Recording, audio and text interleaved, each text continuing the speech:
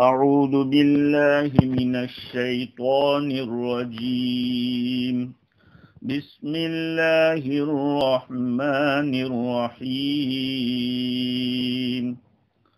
وتعاونوا على البر والتقوى ولا تعاونوا على الإثم والعدوان واتقوا الله إن الله شديد العقاب. حرمت عليكم الميتة والدم ولحم الخنزير وما أهل لغير الله به والمنخنقة والموقوذة والمتردية والنطيحة وما أكل السبع إلا ما ذكيتم وما ذبح على النصب وأن تستقسموا بالأزلام ذلكم فسق. اليوم يئس الذين كفروا من دينكم فلا تخشوهم واخشون. اليوم أكملت لكم دينكم وأتممت عليكم نعمتي ورضيت لكم الإسلام دينا. فمن اضطر في مخمصة غير متجانف لإثم فإن الله غفور رحيم. صدق اللہ العظیم. معزز سامعین، بزرگوں، پیارے بھائیوں اور سننے والی خواتین، مائیں اور بہنیں، کل گزشتہ ہماری گفتگو یہ چل رہی تھی کہ اللہ رب العزت نے سورہ مائدہ کی دوسرے نمبر کی آیت کے اندر اصولی باتیں بیان کی ہے. ایک تو دشمنی کا دستور العمل کیا ہے کہ کسی کے ساتھ کتنی ہی دشمنی کیوں نہ ہو، اس دشمنی کی وجہ سے حق کا دامن نہیں چھوٹنا چاہیے، انصاف کا دامن ہاتھ سے نہیں چھوٹنا چاہیے. یہ نہیں ہے کہ دشمن کا معاملہ ہے تو بے انصافی کر دیں. دوستی کا دستور العمل یہ بتلایا کہ دوستی چاہے کتنی ہی کیوں نہ ہو، دوست سمجھ کر اگر آپ کو مدد کرنا ہے تو بھلائی کے کام میں، نیکی کے کام میں اور تقوی کے کام میں مدد کیجیے، اور گناہ اور سرکشی کے کام میں، ظلم و زیادتی کے کام میں مدد مت کیجیے. تو یہ جو اصول ہے بر و تقوی کے اندر آپس میں مدد کرنا، بر نیکی کے، اگر ہم لوگ نیکی کے کام میں مدد کریں گے جس کو فعل خیرات کہتے ہیں، اس سے لوگ خوش ہوتے ہیں اور تقوی سے اللہ تعالیٰ خوش ہوتے ہیں. تو اس آیت میں دونوں چیزوں کو بیان کیا کہ مخلوق بھی کیسے راضی رہ سکتی ہے اور خدا بھی کیسے راضی رہ سکتا ہے، اور تقوی و پرہیزگاری، جن چیزوں سے اللہ نے بچنے کا حکم دیا ہے ان سے بچنا بہت اونچا عمل ہے. حضرت محدث گنگوہی رحمت اللہ علیہ سے کسی نے پوچھا کہ حضرت سنت پر عمل کروں یا تقوی پہ عمل کروں؟ آپ نے فرمایا سنت سے بڑھ کر کوئی تقوی ہی نہیں ہے. اللہ کے نبی کا طریقہ، اس سے بڑھ کے کوئی تقوی ہی نہیں ہے. تو اس آیت کریمہ کے اندر بھلی بات میں مدد کرو اور گناہ کے کام میں مدد مت کرو ایک بہت بڑا اصول بنا ہے. مفتی شفیع صاحب نور اللہ مرقدہ نے مستقل ایک رسالہ اس کے اوپر لکھا کہ کس درجے کی مدد کرنے سے کون سا گناہ ہوگا. آدمی کسی کی مدد کرنا چاہتا ہے، اگر وہ کھلا حرام ہے، اس میں ڈائریکٹ مدد کر رہا ہے، وہ تو حرام ہے. جیسے کہ کسی کو شراب لا کر دے رہا ہے، کسی کو حرام گوشت بیچ رہا ہے. اب بعض لوگ کیا سوچتے ہیں، جب میں نیوزی لینڈ میں تھا تو ایک صاحب کے بارے میں سنا کہ وہ حرام بیچ رہے ہیں اور کیا کہیں کہ اس کا مسئلہ الگ ہے. بھائی کیا الگ ہے؟ کہ اس کا پیسہ ہم الگ رکھ رہے ہیں. پیسے الگ رکھو یا ملا کے رکھو، آپ گناہ کر رہے ہیں، اس کی وجہ سے گناہ اٹھ نہیں جائے گا، گناہ تو باقی رہے گا. گناہ کے کام میں مدد کرنا گناہ ہے. بعض چیزیں ایسی ہوتی کہ ڈائریکٹ تو وہ گناہ نہیں ہے، لیکن گناہ تک پہنچانے والی چیز ہے. مثال کے طور پر ہمارے انڈیا کے اندر وہ ایک گڑ ملتا ہے، جس گڑ کو جانور کو بھی کھلانے کے کام میں آتا ہے اور وہ اس سے شراب بھی بنتی ہے. تو اب اس کے اندر مسئلہ ہلکا ہو جائے گا، کیونکہ ایک حلال طریقے میں بھی اس کا استعمال ہے اور حرام طریقے میں بھی استعمال ہے. تو علماء نے لکھا کہ اگر کوئی ایسا آدمی خریدنے آیا ہے جو شراب ہی بناتا ہے،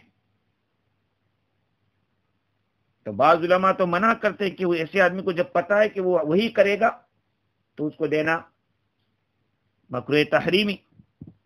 اور بعضوں نے کہا کہ نہیں، اس کا استعمال حلال کے لیے بھی ہے تو کراہت میں کچھ کمی آ جائے گی.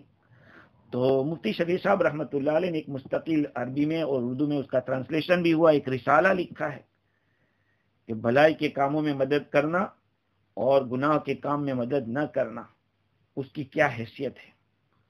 واتقوا اللہ ان اللہ شدید العقاب، اللہ تعالیٰ سے ڈرتے رہو، بے شک اللہ تعالیٰ سخت سزا دینے والا ہے. یعنی جو احکام اللہ تعالیٰ نے بیان کیے ہیں، آپ یہی احکام اگر ان کے کوئی خلاف کرے گا، بھلائی کے برائی کے کام میں مدد کریں گے، منع کیا ہے کہ مدد مت کرو، کہیں گے کہ اگر اللہ سے نہیں ڈرو گے تو پھر یاد رکھو اللہ تعالیٰ سخت سزا دینے والا ہے. جب اللہ کا ڈر آدمی کے دل میں پیدا ہو جاتا ہے تو احکام پر پابندی آسان ہو جاتی ہے. ہاں،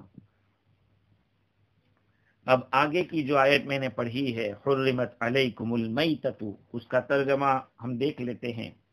اللہ تعالیٰ فرماتے ہیں کہ تمہارے اوپر حرام کیے گئے مردار، بہنے والا خون، خنزیر کا گوشت اور وہ جانور جو اللہ کے علاوہ کے لیے نامزد کر دیا گیا ہو، غیر اللہ کے لیے جس کو ذبح کیا گیا ہو، اور وہ جانور بھی حرام کیا گیا جس کا گلا گھونٹ کر مر گیا ہو، اور وہ جانور بھی حرام کیا گیا جو کسی مار سے، کسی ضرب سے مر گیا ہو، اور وہ جانور بھی حرام کیا گیا جو اوپر سے نیچے گر کر مر گیا ہو، اور وہ جانور حرام کیا گیا جس کو کسی ٹکر لگنے سے مر گیا ہو، اور وہ جانور جس کو درندے نے کھا لیا ہو. ہاں، اگر وہ زندہ ہو پھر آپ نے ذبح کر دیا تو وہ حلال ہوگا. اور وہ جانور حرام کیے گئے جو پرستش گاہوں پر ذبح کیے گئے ہو، اور یہ بھی حرام کیا گیا کہ تم قرعے کے ذریعے، جوئے کے ذریعے تقسیم کرو، تیروں کے ذریعے قسمت آزمائی کرو، یہ بھی حرام کیا گیا. ذالکم فسق، یہ سب گناہ کے کام ہیں. الیوم یئس الذین کفروا من دینکم، آج کفار تمہارے دین سے نا امید ہو گئے، لہذا تم ان سے مت ڈرو، مجھ سے ڈرو. الیوم اکملت لکم دینکم، آج میں نے تمہارے لیے تمہارے دین کو مکمل کر دیا. واتممت علیکم نعمتی، اور میں نے اپنا انعام تمہارے اوپر تمام کر دیا. ورضیت لکم الاسلام دینا، اور میں نے تمہارے لیے اسلام کو بطور دین اور مذہب کے پسند کر لیا، فمن اضطر فی مخمصۃ غیر متجانف لإثم، ہاں جو شخص بھوک کی شدت میں بے تاب ہو جاوے بشرطے کہ وہ کسی گناہ کی طرف مائل ہونے والا نہ ہو، تو یقیناً اللہ تعالی مغفرت کرنے والا، رحم کرنے والا ہے۔ اس آیت کریمہ کے اندر تقریباً 11 چیزوں کو حرام کیا گیا ہے۔ پہلی آیت اس سورت کی، اس میں یہ بات بیان کی گئی تھی، الا ما یتلی علیکم احلت لکم بہیمۃ الانعام، تمہارے لیے مویشی جانور حلال کیے گئے ہیں مگر وہ جن کی تلاوت تمہارے سامنے کی جائے گی، جس کو بیان کیا جائے گا تمہارے سامنے۔ اب وہ بیان یہاں پہ آیا ہے۔ جن چیزوں کو پہلے سائٹ پہ کیا تھا کہ کچھ چیزیں ایسی آئے گی جو ان کے جو حلال جانور ہے ان کو بھی حرام کیا جائے گا، وہ بھی بعض وجوہات سے حرام ہو جائے گی۔ ان میں سے 11 چیزوں کو یہاں پر اللہ تعالیٰ نے بیان کیا ہے۔ حرمت علیکم المیتہ، تمہارے اوپر مردار کو حرام کیا گیا۔ مردار کس کو کہتے ہیں؟ مردار سے وہ جانور مراد ہے جو خود بخود اپنی موت سے بغیر ذبح کیے یا بغیر شرعی شکار کے مرا ہو، اس کو کہتے ہیں میتہ۔ علامہ آلوسی بغدادی رحمۃ اللہ علیہ نے میتہ کی تعریف یہ کی ہے، المیتۃ ما فارقہ الروح حتف انفہ من غیر سبب خارج عنہ، میتہ وہ جانور ہے جس کی روح بذات خود نکلی ہو، باہر کوئی سبب اس میں خارجی کوئی سبب نہ ہو۔ مردار کو حرام کیا ہے۔ کیوں مردار کو حرام کیا؟ اس لیے کہ مردار کا حرام ہونا یقیناً یہ عقل کے عین موافق ہے، شریعت نے حرام کر دیا ہے۔ عقلی اعتبار سے بھی اگر دیکھنے جائیں تو یہ بالکل صحیح ہے۔ امام راضی رحمت اللہ علیہ نے لکھا ہے کہ چونکہ مردار اس کے اندر جو خون ہوتا ہے وہ خون بڑا ایک لطیف ہوتا ہے۔ جب جانور مر جاتا ہے اپنی موت تو یہ خون نسوں کے اندر چلا جاتا ہے، بند ہو جاتا ہے۔ نسوں کے اندر جب بند ہوتا ہے تو اس میں تعفن آتی ہے، بدبو آتی ہے، وہ گوشت بگڑ جاتا ہے، جس کے کھانے سے بہت بڑا نقصان ہوتا ہے۔ حافظ ابن کثیر رحمت اللہ علیہ نے غالباً انہوں نے ہی لکھا ہے کہ دینی نقصان بھی ہے، دنیاوی نقصان بھی ہے، بہت بڑا نقصان ہے، اس لیے مردار کا کھانا حرام ہے۔ ایک بات اور یاد رکھ لیں، قرآن نے کھانے کو حرام نہیں کہا، حرمت علیکم المیتہ، تمہارے اوپر مردار حرام کیا گیا ہے۔ کیا مطلب؟ جیسے اس کا یہ عام رکھا، کھانا بھی حرام، استعمال بھی حرام، اس کی خرید و فروخت یہ بھی حرام، بیچنا خریدنا یہ بھی حرام، اور یہی حکم تمام نجاستوں کا ہے، جو ناپاک چیزیں ہیں ان کا، یہاں تک کہ مردار جانور کو یا ناپاک چیز کو اپنے اختیار سے جانور کو کھلانا بھی جائز نہیں ہے۔ جیسے میں نے پہلے بھی عرض کیا تھا کہ اگر جانور مرا ہے آپ نے پھینک دیا، اب کوئی اس کو اٹھا کے لے جاوے یا جانور اس کو پھاڑ کے کھا جاوے، آپ کی کوئی پکڑ نہیں، لیکن آپ خود کھلا رہے ہیں تو جو چیز کھا نہیں سکتے اسے کھلا بھی نہیں سکتے، جس کو کھا نہیں سکتے اس کو بیچ بھی نہیں سکتے، جو شراب پی نہیں سکتے اس کو بیچ بھی نہیں سکتے۔ اب مردار کے اندر چاہے مردار کی چربی ہو یا چربی سے بنی ہوئی کوئی چیز ہو جو کھانے میں آتی ہے، مردار کے چربی سے جو صابن بنا ہے اس کے بارے میں تو چونکہ خارجی استعمال ہوتا ہے، باہر کا استعمال ہوتا ہے، تو اس میں تو مسئلہ تھوڑا ہلکا ہو جاتا ہے. لیکن مٹھائی جو بن رہی ہے، یا جو آج کل اس کو رینت کہتے ہیں، یا پنیر بنتا ہے انفہا، اس کو رینت کہتے ہیں، کہا اس میں دیکھیے جہاں کہیں یہ چیزیں بنتی ہے اور اس کے انگریڈینٹس کے اندر اگر یہ چیز لکھی ہے کہ رینت ہے، تو آپ کو تحقیق کرنا پڑے گا کہ یہ کس کا رینت ہے،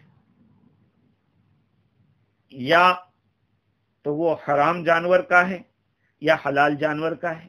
حلال جانور کا ہے تو پھر دیکھا جائے گا کہ بھئی کمپنی کیسی ہے، اس میں کیا کیا ہے، بہت ساری چیزیں دیکھنی پڑتی ہے. اگر مردار جانور کے اندر سے نکالا ہوا ہے تو وہ رینت بھی حرام ہے. ہاں، مردار کے وہ اجزاء جس کے اندر اس کا بلڈ سرایت نہیں کرتا، اس کا بلڈ سرایت نہیں کرتا، جیسے بال ہے، ہڈی ہے، تو یہ سوکھ جانے سے پاک ہو جاتی ہے، تو اس کا خرید و فروخت کرنا جائز ہو جائے گا، اس لیے کہ وہ پاک ہو گئی. اسی طرح سے سور خنزیر کے سوا جتنے بھی جانور ہیں، خنزیر کا تذکرہ آگے چل کے آنے والا ہے، جتنے بھی جانور ہیں ان جانوروں کی چمڑی کو اگر دباغت دے دی جائے، اس کو سکھا لیا جائے سورج کی دھوپ میں، یا اس کے اندر کچھ اس طرح سے علاج و معالجہ کر کے چکناہٹ کو نکال دیا جائے، تو پھر اس کی دباغت ہو جاتی ہے، وہ پاک ہو جاتا ہے، پھر اس کے استعمال میں کوئی حرج نہیں ہے. رہی ایک بات مردار کے بارے میں، کیونکہ آگے چل کے خون کا بھی مسئلہ آئے گا. حدیث شریف میں دو مردار کے بارے میں اجازت دی گئی ہے، جیسے کہ عبداللہ ابن عمر رضی اللہ تعالی عنہما کی مرفوع روایت ہے، آقا صلی اللہ علیہ وسلم نے ارشاد فرمایا کہ احلت لنا المیتتان والدم، ہمارے لیے دو مردے اور دو خون حلال کیے گئے، السمک والجراد والکبد والطحال، دو مردار کو کھانا جائز ہے.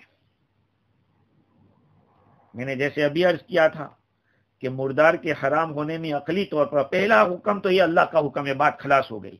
لیکن میں سمجھانے کے لیے کہہ رہا ہوں کہ اس میں جو بہنے والا خون ہوتا ہے وہ بدن کے اندر، گوشت کے اندر جذب ہو جاتا ہے، جس سے پورا بدن بگڑ جاتا ہے، گوشت بگڑ جاتا ہے، اس میں بیماریاں پیدا ہو جاتی ہے. سب سے پہلا حکم اللہ کا، اس لیے منع ہے، لیکن عقلی طور پر اس کی یہ وجہ ہے. لیکن دو مردار ایسے ہیں کہ اس کے کھانے میں کوئی حرج نہیں ہے، جیسے کہ یہ مرفوع حدیث حضور صلی اللہ علیہ وسلم کی بتلا رہی ہے. ایک ہے مچھلی اور دوسرے نمبر پہ ہے ٹڈی. جیسے ابھی انڈیا کے اندر پنجاب میں جو ٹڈی دل نے کھیتوں کو صفا چٹ کر دیا اور صاف کر دیا، حملہ کر کے کھیت کے اندر جو کچھ بھی بوائی ہوئی تھی، اس کی جو کچھ بھی کھیتی تھی، سب کو اس نے کھا کر ختم کر دیا، وہ ٹڈی کہلاتی ہے. یہ ٹڈی اور مچھلی، ان دونوں کو ذبح کرنے کی بھی ضرورت نہیں ہے. یہ اگر خود مر جاتے ہیں تو اس کے کھانے میں کوئی حرج نہیں ہے، کیونکہ مچھلی کے اندر بہنے والا خون نہیں ہوتا. آپ کہیں گے کہ مچھلی کو تو ہم نے دیکھا اس میں سے خون تو نکلتا ہے، لال پانی، دیکھو وہ لال پانی ہے، لیکن وہ بہنے والا خون نہیں ہے. اگر بہنے والا خون ہوتا تو وہ مچھلی پانی میں جی ہی نہیں سکتی تھی. دوسری بات یہ ہے کہ یہ جو بیل ہے، اسی طرح اونٹ ہے، بھیڑ ہے، بکرا ہے، جو کچھ بھی ان کو اگر آپ ذبح کریں گے تو ذبح کرنے کے بعد جو بلڈ نکلے گا وہ سورج کی دھوپ میں سیاہ ہو جائے گا. مچھلی کا یہ جو خون ہے وہ اگر سورج کی دھوپ میں سوکھے گا تو وائٹ ہو جائے گا.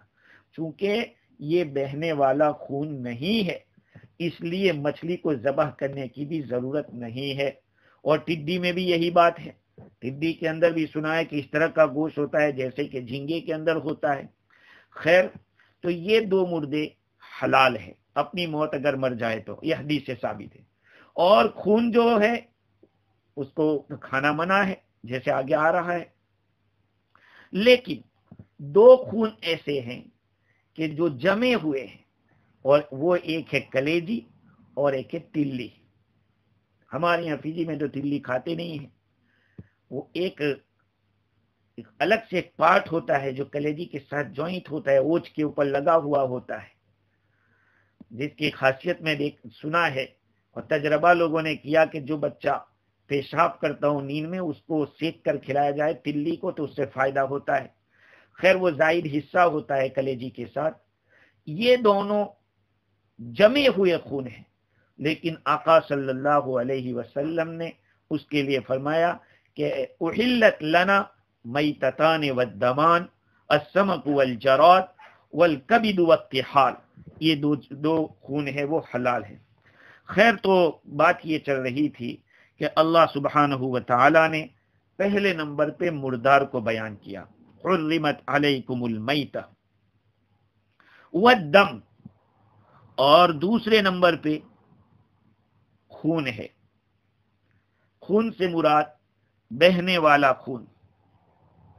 صاحب کشاف نے لکھا ہے، جس کو امام رازی نے نقل کیا، عربوں کی عادت تھی کہ جانور کو ذبح کر کے اس کے اسٹومک کے اندر جو خون ہوتا تھا وہ بھر دیتے تھے، اور بھرنے کے بعد اس کو آگ کے اوپر بھونتے تھے اور اپنے مہمان کو کھلاتے تھے.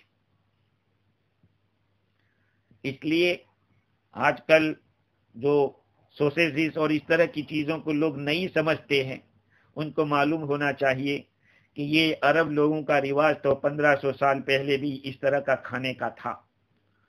ہاں، وہ لوگ اس طرح سے بناتے تھے. جو آنٹ ہوتی ہے اس کے اندر بہنے والا خون بھر دیتے تھے، اور خون کی یہ عادت ہے کہ بہنے والا خون کسی جگہ گرتا ہے تو وہ فوراً جم جاتا ہے. تو یہ خون جم جاتا تھا اندر، اور اس کو یہ لوگ آگ کے اوپر سیک کر اپنے مہمانوں کو کھلاتے تھے. یہاں تو مطلق دم ہے، لیکن قرآن مجید میں دوسرے مقام پر او دمم مسفوحہ، بہنے والا خون کا تذکرہ، مسفوحہ کی قید لگی ہوئی ہے. تو بہنے والے خون کو بھی شریعت نے حرام کر دیا ہے. جدید سائنس میں یہ بات لکھی ہے کہ بہنے والا جو خون ہوتا ہے وہ نکلنے کے بعد جم جاتا ہے. انسان کے معدے میں جب دم مسفوح جاتا ہے تو اس میں ہضم کی صلاحیت نہیں رہتی، اور یہ خون اپنے اندر کئی بیماریاں لیے ہوئے ہیں. اس وجہ سے شریعت مطہرہ نے اس کو حرام کیا ہے. دیکھیے، بہنے والا خون اور جمع ہوا خون، ان دونوں میں فرق ہے. بہنے والا خون ناپاک ہوتا ہے، لہذا اگر آپ ذبح کر رہے ہیں، ذبح کرتے کرتے جو خون بہتا ہے وہ اگر آپ کے کپڑے پہ لگ جاوے تو آپ کے کپڑے ناپاک ہوں گے.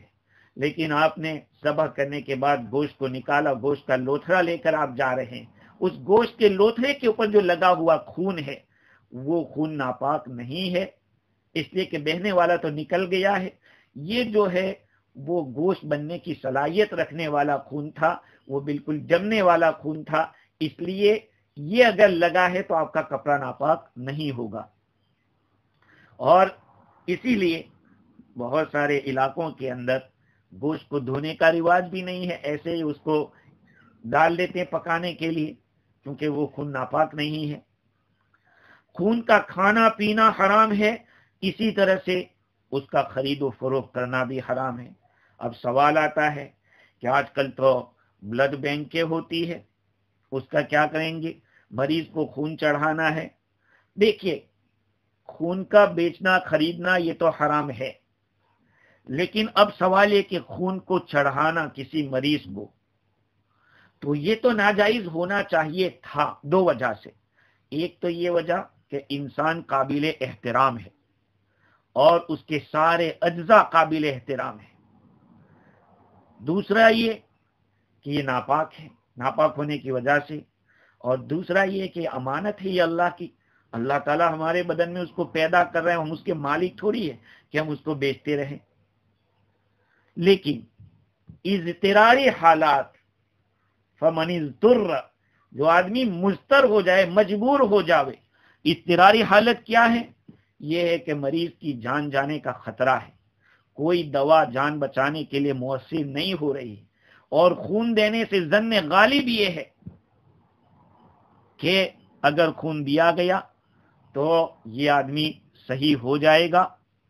تو اس لیے فمن اضطر غیر باغ ولا عاد کا اس کی وجہ سے جائز ہے کہ اس کو خون دے، لیکن پھر بھی یہ خون خرید اس کو بیچا نہیں جائے گا.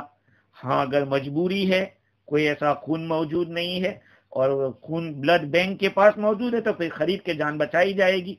الضرورات تبیح المحظورات، ضرورتیں اور مجبوریاں ہوتی ہے وہ ممنوع چیزوں کو بھی جائز کر دیتی ہے. اس لیے علماء کرام نے شریعت کو سامنے رکھ کر، شریعت کے مسائل کو سامنے رکھ کر اس کو دودھ پر قیاس کیا کہ جیسے عورت کا دودھ بلا کانٹے چھانٹ کر یعنی ایسے ہی ڈائریکٹ دودھ نکال کر بچے کی غذا بن سکتا ہے، تو یہاں پر بھی انجیکشن کے ذریعے کاٹ پیٹ کیے بغیر جو خون نکلتا ہے تو اس کو دوسرے کی جان کے بچانے کے لیے دینا جائز ہے. جیسے کہ ایک عورت دوسرے بچے کو، اپنا بچہ نہیں دوسرے کا بچہ ہے، اس کو دودھ پلا سکتی ہے. اس طرح سے یہاں رہا احترام، تو یہ بھی جزو انسانی کی وجہ سے ہے. جیسے انسان کا احترام ضروری، تو دوسرے ایک آدمی کا جو خون ہے وہ احترام کی چیز ہے، اس لیے کہ انسان کا خون ہے. تو پھر دوسرے انسان کی جان بھی احترام ہے، قابل احترام ہے، تو اس کو قربان کیا جائے گا دوسرے کے لیے. اب نجاست کا سوال، تو کہ بھئی یہ تو ناپاک ہے، پھر کیسے؟ اس کا جواب یہ ہے کہ بعض مقامات کے اوپر جہاں اس کو کہیں گے تداوی بالمحرمات، حرام چیزوں کے ذریعے علاج کرنا، تو جس کے لیے کوئی علاج موجود نہ ہو، ایسے موقع کے اوپر حرام چیز سے اگر فائدہ ہونے کا قوی امکان ہو تو اس کو برداشت کیا جاتا ہے. مثال کے طور پر ایسی گولی کہ اس گولی کے اندر الکوہل ہے اور دوسری کوئی گولی ایسی نہیں ہے کہ جس سے فائدہ ہوتا ہو، تو علماء نے مجبوری کے درجے میں ایسی گولی کے استعمال کی اجازت دی ہے. تو یہاں پر بھی یہی کہا جائے گا والدم، اور بہنے والا خون یہ بھی حرام کیا گیا ہے. ولحم الخنزیر، یہاں پہ حافظ ابن کثیر رحمت اللہ علیہ نے ایک روایت نقل کی ہے حضرت ابو امامہ سدی بن اجلان رضی اللہ تعالی عنہ کی، ابن ابی حاتم کے حوالے سے. فرماتے ہیں سدی بن اجلان رضی اللہ عنہ، مجھے آقا صلی اللہ علیہ وسلم نے اپنی قوم کی طرف دعوت دینے کے لیے بھیجا کہ ان کو اللہ اور اس کے رسول کی طرف بلاؤ، ان کے سامنے اسلام کی شریعت کو پیش کرو. میں ان کے پاس گیا، وہ لوگ ایسے ہی بیٹھے، ہم لوگ اسی طرح سے بیٹھے ہوئے تھے، یہ ان کی قوم کے بڑے آدمی تھے، بیٹھے تھے. اتنے میں خون کا ایک پیالہ بھر کے لایا گیا، لوگ جمع ہو گئے کھانے کے لیے. ان لوگوں نے حضرت ابو امامہ رضی اللہ عنہ سے بھی کہا کہ یا سدی حلم، یا سدی آ جاؤ، سدی یہ کھا لو تھوڑا. فرمایا کہ میں نے ان سے کہا ویحکم انما اتیتکم من عند من یحرم هذا علیکم، ارے سنو، میں ایسی ہستی کے پاس سے آیا ہوں جنہوں نے اس کو تمہارے اوپر حرام کر دیا ہے، جو حرام قرار دیتے اس کو تمہارے اوپر. لہذا ہوا کیا؟ وہ لوگ متوجہ ہوئے، کہا کیا ہے؟ حضرت ابو امامہ رضی اللہ عنہ نے یہ آیت ان کو پڑھ کر سنائی. ابن مردوی نے یہاں تک یہ روایت نقل کی، ابن ابی حاتم نے، ابن مردوی نے اس کو روایت کی، اور روایت کرنے کے بعد آگے اور انہوں نے اضافہ کیا کہ حضرت سدی بن اجلان رضی اللہ عنہ فرماتے ہیں میں ان کو اسلام کی طرف بلاتا رہا، وہ انکار کرتے رہے. ایک مرتبہ میں نے ان لوگوں سے کہا کہ ارے مجھے کچھ پانی تو پلاؤ، میں بہت پیاسا ہوں، پیاسا بھی ہوں، اور میرے اوپر جو میں نے جو چوبا پہنا ہے، چوگا ابا جو میں نے پہنا ہے، گرمی بھی بہت زیادہ لگ رہی ہے. انہوں نے کہا کہ ہم تجھے پانی نہیں دیں گے یہاں تک کہ تو پیاسے مر جاوے. حضرت سدی رضی اللہ عنہ فرماتے ہیں کہ مجھے بڑا غم ہوا اور میں نے اپنا سر اپنے عبا کے اندر ڈال دیا اور گرمی کے اندر سخت گرم پتھر کے اوپر میں سو گیا. سونے میں میں کیا دیکھتا ہوں، میرے خواب میں نیند کے اندر ایک آدمی آتا ہے کانچ کا ایسا پیالہ لے کر جس سے خوبصورت پیالہ کسی نے دنیا میں دیکھا نہیں ہوگا. اس میں اس طرح کیا پینے کی چیز موجود تھی جس کو لوگوں نے اس سے زیادہ لذیذ چیز کبھی پی نہیں ہوگی. مجھے انہوں نے دیا کہ لو پیو. میں نے اس میں سے پیا. جب میں اس کو پینے سے فارغ ہو گیا میری آنکھ کھلی. اللہ کی قسم اس کے بعد نمک کبھی پیاسا نہیں ہوا. جو سے میں نے وہ پیا ہے اس کے بعد مجھے کبھی پیاس نہیں لگی. اس کو امام حاکم نے روایت کیا اور آگے امام حاکم نے یہ بھی نقل کیا کہ میں نے دیکھا کہ وہ لوگ آپس میں بات کر رہے تھے کہ یہ اپنی قوم کا سردار تمہارے پاس آیا ہے اور تم ان کو پانی نہیں دیتے، ان کی کوئی خدمت نہیں کرتے. تو وہ لوگ میرے پاس کچھ پانی اور پینے کی کوئی چیز لے کر آئے.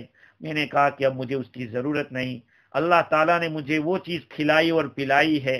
میں نے اپنا پیٹ ان کو دکھایا جو پیٹ بھرا ہوا تھا. جب ان لوگوں نے دیکھا وہ لوگ اسلام میں داخل ہو گئے. اسلام میں داخل ہو گئے.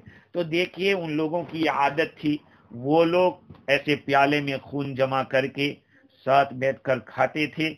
قرآن مجید نے ممانعت کر دی کہ خون بہتا ہوا خون کھانا یہ حرام ہے.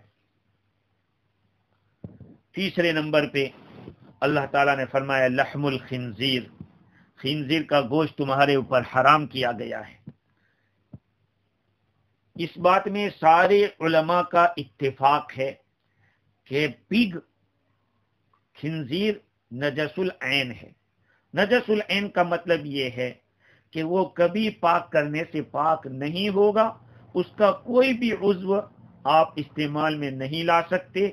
ہاں کتا بعض علماء کے نزدیک نجس العین ہے، بعض کے نزدیک نہیں ہے، لیکن خنزیر کے بارے میں تو یہ ہے کہ وہ نجس العین ہے. اس کا دیکھو دو چیزیں الگ الگ ہوتی ہیں، ایک تو ہے پاک ہونا اور ایک ہوتا ہے حرام حلال ہونا. بکری پاک بھی ہے اور اس کے ساتھ ساتھ حلال بھی ہے.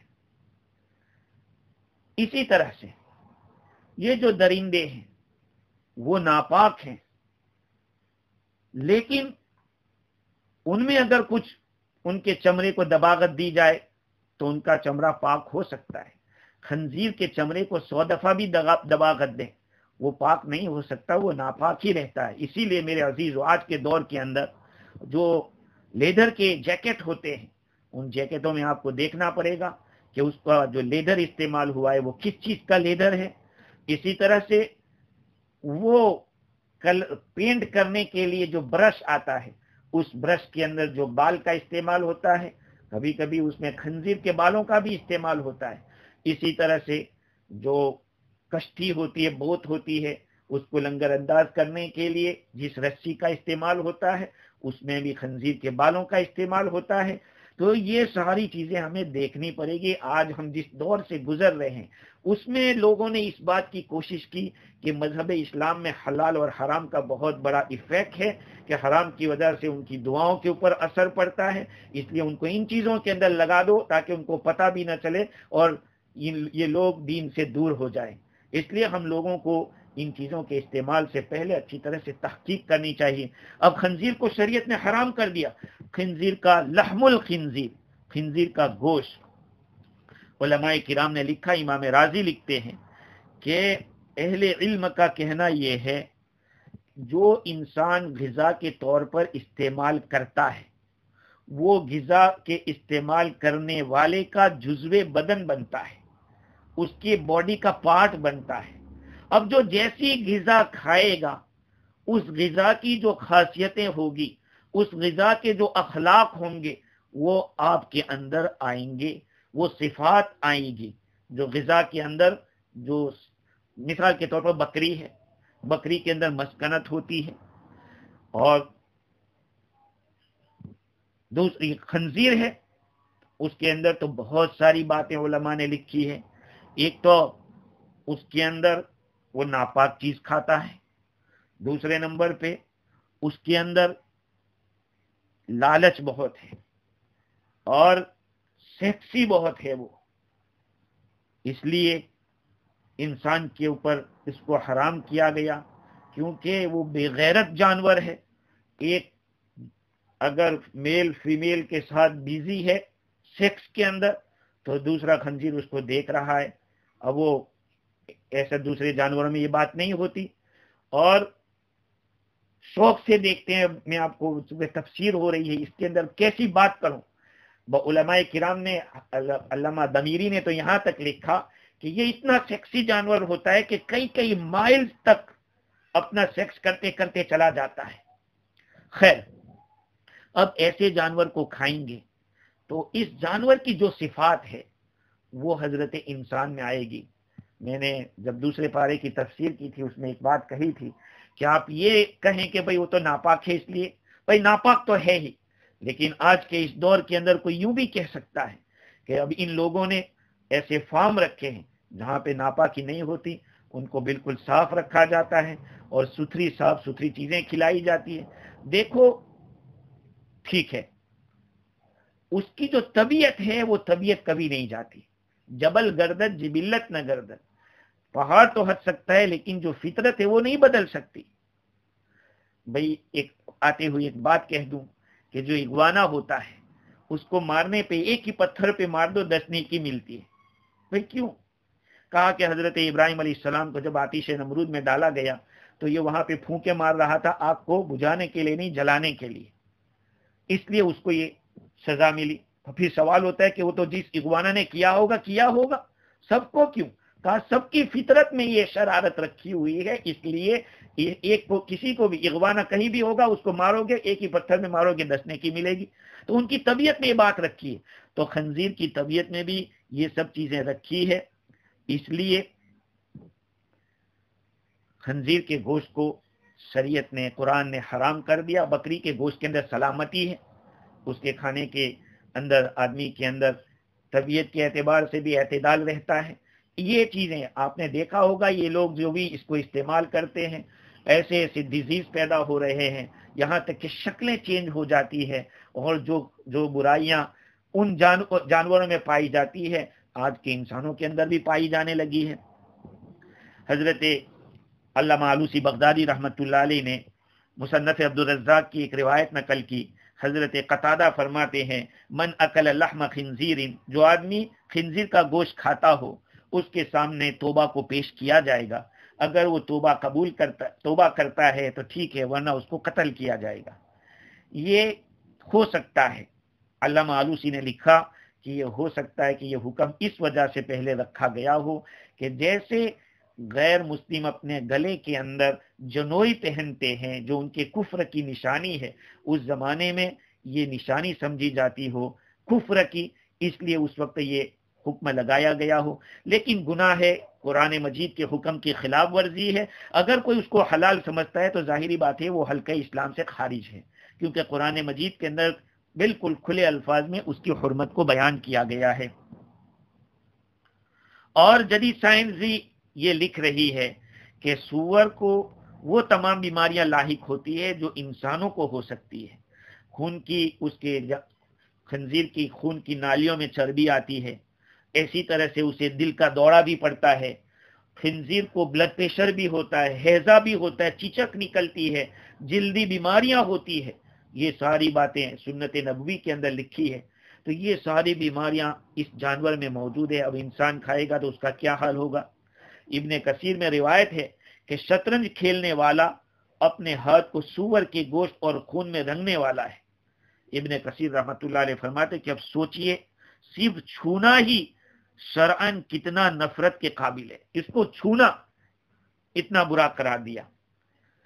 تو خنزیر نجس العین ہے، اللہ تعالیٰ نے اس کے گوشت کو حرام کر دیا۔ وَلَحْمُ الْخِنْزِيرِ وَمَا أُهِلَّ لِغَيْرِ اللَّهِ بِهِ، اور وہ جانور حرام کر دیے گئے جس کو غیر اللہ کے نام پر مقرر کر دیے گئے ہو یا جس پر غیر اللہ کا نام لیا گیا ہو۔ یہاں پر مسئلہ یہ ہے کہ جانور کو ذبح کرتے وقت اللہ کا نام لینا ضروری ہے۔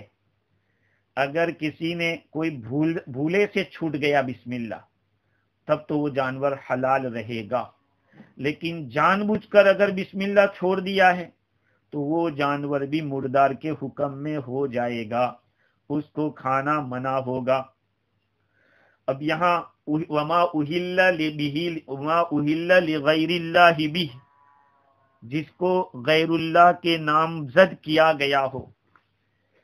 اب بات یہ ہے کہ آج کے دور میں بھی غیر مسلم لوگ بھی، بلکہ ہمارے مسلمان بھی درگاہوں کے نام پہ جانور کو چھوڑ دیتے ہیں، بزرگوں کے نام پہ جانور کو چھوڑ دیتے ہیں۔ کسی اللہ کے سوا کسی اور کے نام پہ جانور کو چھوڑ دیا، اس کو چاہے بسم اللہ بول کر بھی ذبح کیا ہوگا، وہ جانور حلال نہیں ہوگا۔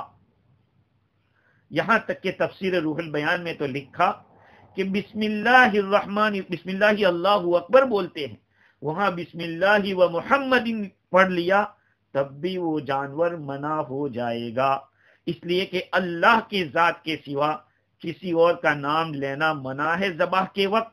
اگر ذبح کے وقت آقا صلی اللہ علیہ وسلم کا نام بھی لے لیا تو گویا کہ اللہ کے رسول کو شریک کر دیا، وہ جانور حرام ہو جائے گا۔ مولانا تھانوی رحمت اللہ علیہ فرماتے ہیں کہ جو لوگ اللہ کے سوا دوسرے لوگوں کو خوش کرنے کے لیے یا اس نیت سے کہ ہم ان کے نام پہ جانور چھوڑ دیں گے تو وہ ہم سے راضی ہو جائیں گے، ہمارے کام بنا دیں گے، وہ جانور حرام ہو جاتا ہے، اگرچہ ذبح کے وقت اللہ کا نام لیا گیا ہو۔ ہاں، اگر وہ آدمی اپنے اس عمل سے توبہ کر لے کہ میں نے غلط کیا تھا اور میں اب نئی نام پر رکھتا ہوں، پھر وہ اگر اس کو اللہ کے نام پہ ذبح کرتا ہے تو وہ جانور حلال ہوگا۔ یہاں تک کہ کسی بڑے آدمی کی تعظیم کے لیے جانور ذبح کیا کہ فلاں صاحب کے لیے ذبح کیا جا رہا ہے، علماء کرام نے تو اس کو بھی منع لکھا ہے۔ ہاں، کسی کی مہمانی کے خاطر ذبح کیا جا رہا ہے تو اس میں کوئی حرج نہیں ہے۔ صاحب مواہب الرحمن نے لکھا ہے کہ آج کل لوگ خالی منطق اور فلسفہ پڑھ کر فتوے پر قلم اٹھاتے ہیں اور شیخ سدو کے بکرے کو جائز کہہ دیتے ہیں۔ ایک زمانے کے اندر دہلی میں شیخ سدو کے نام سے بکرا چھوڑا جاتا تھا، اس میں کچھ ایسے لوگ تھے مسلمانوں میں سے جو اس کو حلال کہتے تھے، اور دوسرا ایک بہت بڑا طبقہ اس کو حرام کہتا رہا، اس لیے کہ غیر اللہ کے نام پہ چھوڑا ہوا ہے۔ ایک صاحب نے اپنے گھر پہ دعوت کی اور اس دعوت کے اندر اس نے دونوں طرف کے لوگوں کو بلایا کھانے کے لیے۔ جب دونوں کی طرف کے لوگ آ گئے اور کھانے بیٹھے تو کھانے بالکل تیار تھا اور کھانے کی تیاری تھی، اس میں کہا کہ دیکھو بھائی معاف کرنا، ہم نے گوشت تو بہت تلاش کیا لیکن نہیں ملا، تو شیخ سدو کے نام کا جو بکرا تھا وہی ہم نے ذبح کر دیا ہے، اس لیے معاف کرنا، یہی حاضر خدمت ہے۔ تو کچھ جو لوگ تو کھانے کے ناجائز کہتے تھے انہوں نے کہا کہ ہم نہیں کھائیں گے، ٹھیک ہے۔ دوسروں نے بھی کہا کہ ہم نہیں کھائیں گے۔ کہا کیوں؟ کہا ہے تو ناجائز لیکن انہوں نے ناجائز کہا ہے اس لیے ہم جائز کہتے ہیں۔ یہ ہے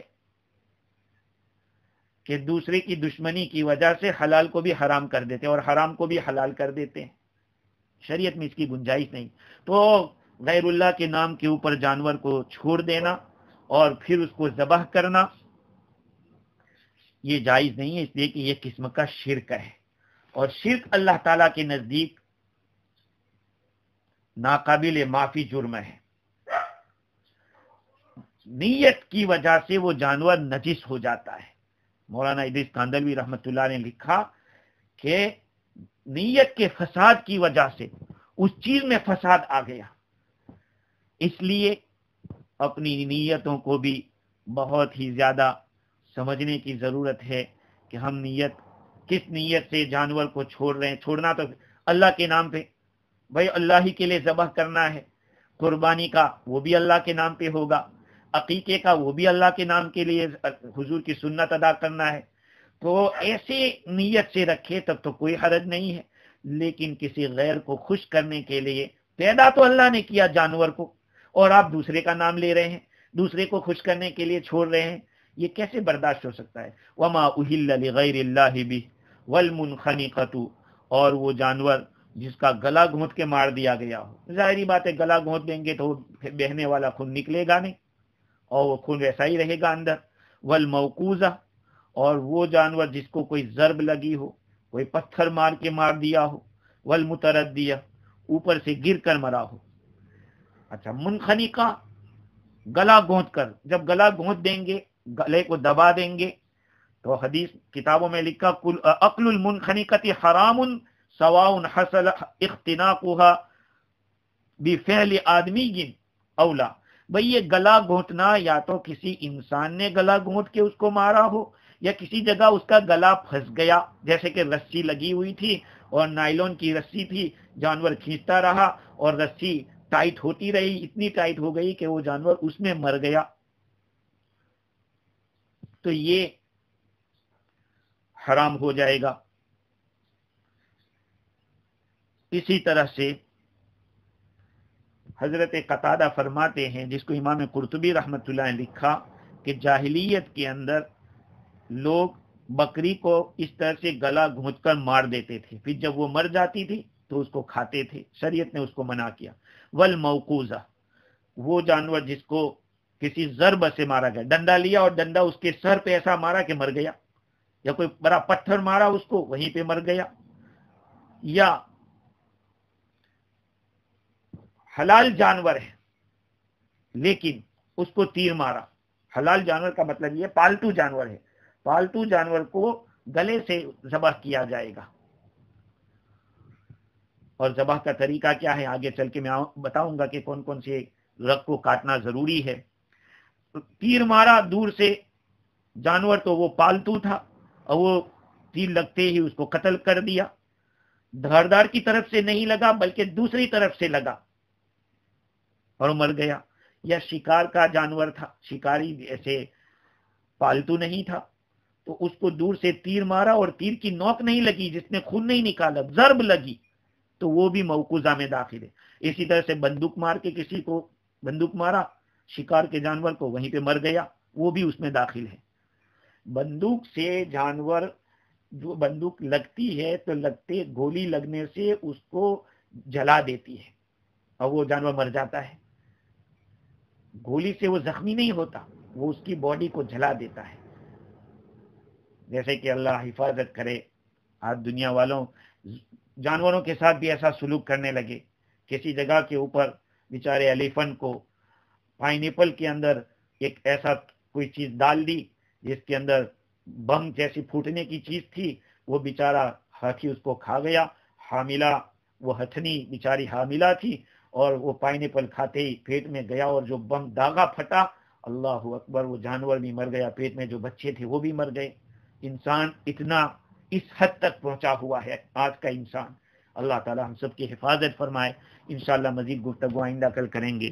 اللہ تعالیٰ مجھے اور آپ کو دین کی صحیح سمجھ عطا فرمائے، بصیرت عطا فرمائے، قرآن مجید سے محبت عطا فرمائے اور عمل کرنے والا بنائے۔ وما توفیقی الا باللہ۔